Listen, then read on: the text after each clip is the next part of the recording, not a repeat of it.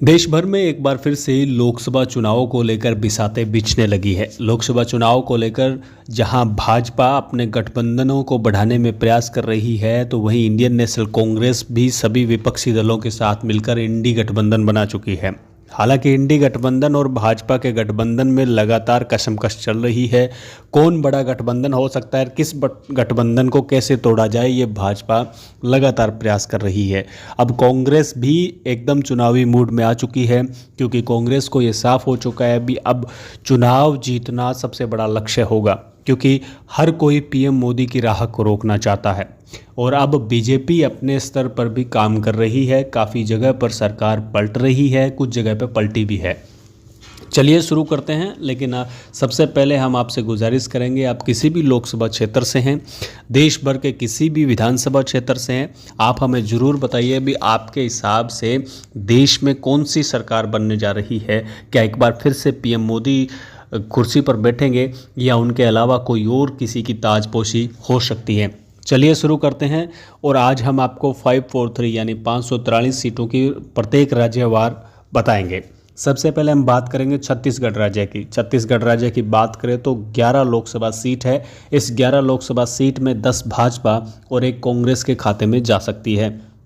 जम्मू कश्मीर की बात करें तो जम्मू कश्मीर की 5 लोकसभा सीट है, जो 2 बीजेपी, 2 अदर्स और 1 कांग्रेस को सीट जा सकती हैं। असम राज्य की बात करें तो असम राज्य की 14 लोकसभा सीट है। अगर इन 14 लोकसभा सीट की बात करें तो सीधे तौर पर 13 लोकसभा सीट भाजपा और 1 कांग्रेस को जा सकती है, यानी असम में भाजपा बहुत बड़ी पार्टी बनकर उभर सकती है। अब बिहार राज्य की बात करें तो बिहार में 40 लोकसभा सीट है।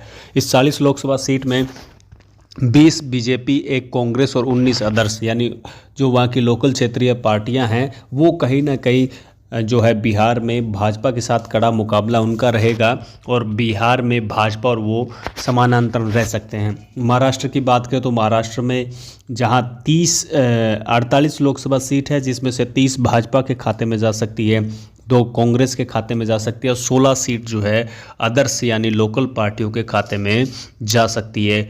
लोकसभा सीट वेस्ट बंगाल की बात करें यानी पश्चिम बंगाल की बात करें, वहाँ पर लगातार जिस प्रकार से संदेश खाली को लेकर का चल रहा है, तो उसके बाद से उथल पुथल जरूर हुई है। लेकिन बात करें 42 लोकसभा सीट की, तो बताया जाता है भी 21 लोकसभा सीट पर भाजपा और 21 लोकसभा सीट पर अदर, यानी ममता बनर्जी की पार्टी जो है वो वहाँ से लोकसभा सीटें निकाल सकती है। यानी टक्कर जो है भाजपा और ममता बनर्जी के बीच रहेगी। यहाँ पर कांग्रेस ने अभी तक अपने पते नहीं खोले हैं, और कांग्रेस कितना हावी रहेगी ये देखने वाली बात रहेगी। झारखंड की बात करें तो झारखंड की 14 लोकसभा सीट है, जिसमें से 12 भाजपा और 2 अदर्स के खाते में रहेगी। यहाँ पर कांग्रेस का सुपड़ा साफ होने की उम्मीद जताई जा रही है।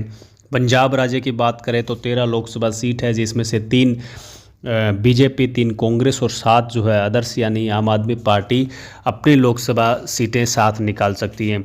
उत्तर प्रदेश की बात करें तो उत्तर प्रदेश की 80 लोकसभा सीट है, जिसमें से 74 बीजेपी, 1 कांग्रेस और 5 अदर्स पार्टियां जो है यूपी से सीटें निकाल सकती है, ऐसा एक अनुमान लगाया गया है। आंध्र प्रदेश राज्य की बात करें तो आंध्र प्रदेश में 25 लोकसभा सीट है, जो 25 की 25 अदर्स पार्टियों को जा सकती है। यहाँ पर भाजपा और कांग्रेस दोनों का सुपड़ा साफ हो सकता है। केरल राज्य की बात करें तो केरल की 20 लोकसभा सीट है, जिसमें से 19 इंडियन नेशनल कांग्रेस और 1 जो है अदर्स के खाते में जा सकती है। केरल में भाजपा का पूरी तरीके से सुपड़ा साफ होना बताया जा रहा है इस सर्वे के अनुसार। तमिलनाडु की बात करें तो 39 यानी 39 सीटें हैं। 39 सीटों में यहाँ पर भाजपा का सुपड़ा साफ रहेगा, कांग्रेस 9 सीटें और अदर्स पार्टी को 30 सीटें मिल सकती है, यानी यहाँ पर भाजपा कमज़ोर साबित हो सकती है तमिलनाडु में। तेलंगाना की बात करें तो 17 लोकसभा सीट है, जिसमें से 3 बीजेपी, 10 कांग्रेस और 4 जो है अदर्स को जा सकती है। यानी तेलंगाना में कहीं ना कहीं कांग्रेस काफ़ी मजबूत नज़र आ रही है, और कांग्रेस जो है 10 के लगभग सीटें यहाँ से निकाल सकती है। कर्नाटक राज्य की बात करें तो कर्नाटक की 28 लोकसभा सीटों का सर्वे सामने आया है। इस 28 लोकसभा सीटों की अगर मैं बात करूँ तो बीजेपी जो है 25 लोकसभा सीट और 3 जो है कांग्रेस के खाते में जा सकती है। यानी कर्नाटक में कहीं ना कहीं बीजेपी बहुत आगे चल रही है अदर्स पार्टियों के मुकाबले। हरियाणा की बात करें तो हरियाणा की 10 लोकसभा सीट है।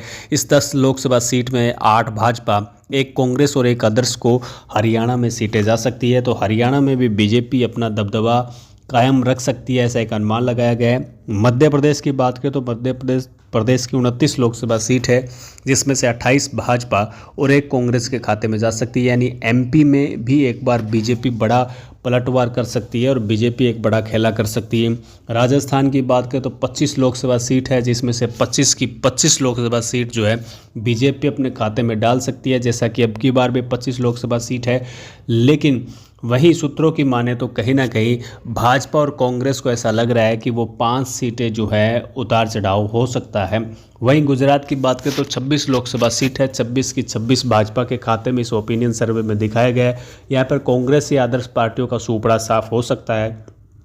त्रिपुरा राज्य की बात करें तो 2 लोकसभा सीट है, इस 2 लोकसभा सीटों में से दोनों की दोनों भाजपा के खाते में जा सकती है। मणिपुर की बात करें तो मणिपुर की 2 लोकसभा सीट है, जो दोनों के दोनों जो है भाजपा के खाते में जा सकती हैं। अरुणाचल प्रदेश की बात करें तो 2 लोकसभा सीट है, यहाँ पर भी 2 लोकसभा सीट जो है भाजपा के खाते में जा सकती है। कांग्रेस और अदर्स को यहाँ पर कोई फ़ायदा नहीं मिलने वाला है। उत्तराखंड की बात करें तो उत्तराखंड की 5 लोकसभा सीट है, जो पाँचों की पाँचों जो है बीजेपी के खाते में जा सकती है। यहाँ पर भी कांग्रेस को कोई बड़ा फ़ायदा नहीं मिल रहा है।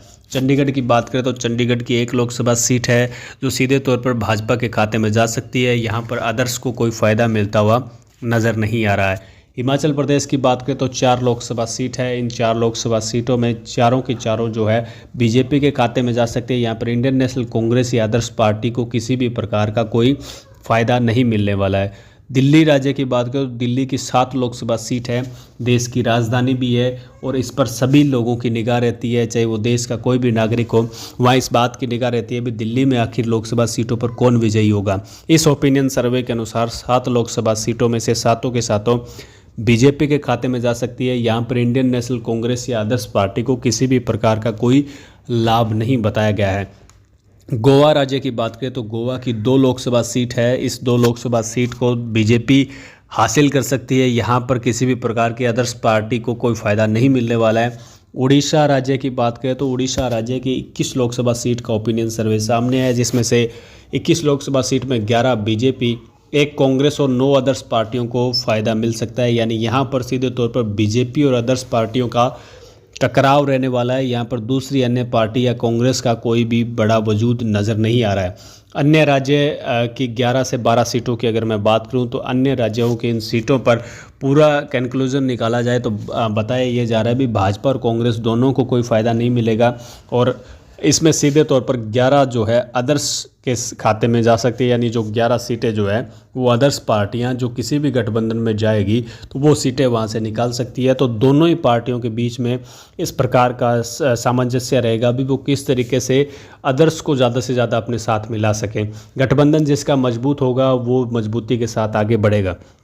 वही हम बात करें M543 सीट यानी टोटल 543 लोकसभा सीटों की बात करें तो इस 543 लोकसभा सीटों में 150 सीट जो है वो अदर्स के खाते में दिखाई गई है और 54 सीट जो है इंडियन नेशनल कांग्रेस के खाते में दिखाई गई है।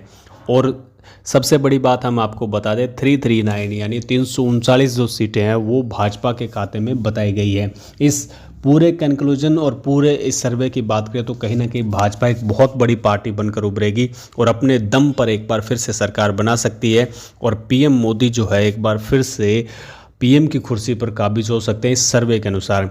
अब हम आपसे गुजारिश करेंगे, आप सभी हमारे पुराने दर्शक हैं, आप हमें ज़रूर बताएं आपके हिसाब से, आपके लोकसभा क्षेत्र से, आपके विधानसभा क्षेत्र से और आपके क्षेत्र से कौन सी पार्टी आगे बढ़ रही है। और अगर आप देश की राजनीति में इंटरेस्ट रखते हैं तो हमें ज़रूर बताइए भी आपके हिसाब से देश में एक बार फिर से किसकी सरकार बनेगी और देश का पीएम कौन होगा।